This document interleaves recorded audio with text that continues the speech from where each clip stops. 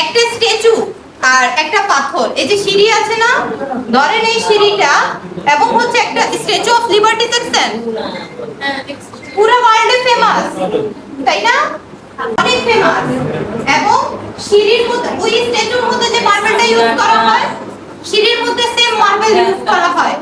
সিঁড়ি দিয়ে উঠতেছে উপরে, এই স্ট্যাচুর সাথে সবাই ছবি তুলতেছে, সেলফি নিচ্ছে, ছবি তুলতেছে, পোস্ট করতেছে, এটা এত সুন্দর। তারপর সিঁড়ি স্ট্যাচুকে প্রশ্ন করতেছে, দেখ ভাই, তুইও মার্বেল দিয়ে বানানো, পাথর দিয়ে বানানো, আমিও পাথর দিয়ে বানানো, তাহলে আমাকে আমাকে কেন মানুষ পারিয়ে পারিয়ে উপরে উঠে তোর সাথে ছবি তোলার জন্য?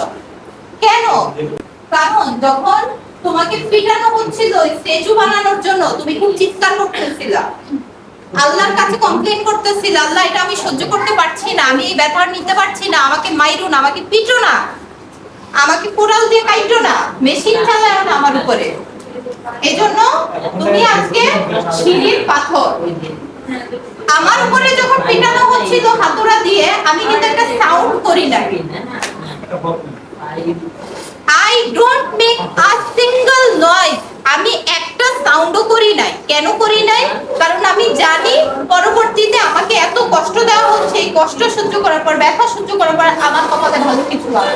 আল্লাহ আমাকে এতটা কষ্ট দিয়েছে, কিন্তু আজকে দেখো আমি এত সুন্দর একটা মূর্তিতে পরিণত হয়েছি, আর তুমি সিঁড়ির স্লেভে সোজা হয়ে মানুষ তোমাকে পারায়, কিন্তু মানুষ আমাকে অ্যাডমায়ার করে।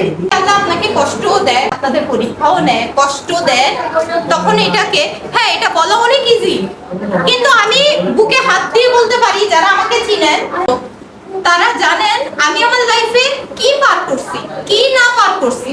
অপমান পার করেছি, সফলতা দেখেছি, আবার আমার সব ধ্বংস হয়ে গিয়েছে, ওখান থেকে আবার উঠে দাঁড়াইছি, আবার ধ্বংস হয়েছে, আবার উঠে দাঁড়াইছি।